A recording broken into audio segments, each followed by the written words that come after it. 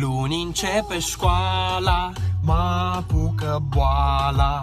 S-a terminat vara, începe toamna nasoala. Gata cu abureala, cu leneveala. Luni revin cărțile, caietele, cerneala.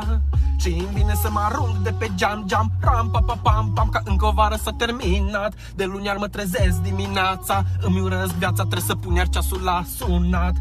Să nu mai zic ce groază îmi e de chimie, fizică, istorie, dar și biologie. Din prima săptămână parcă sunt la pușcărie, dăm teste inițiale până și la geografie. Oh, mama, mă apucă teama, dau peste cap electrocardiograma. Dacă mi-au pulsul, mă apucă plânsul, numai la gândul că începe școala.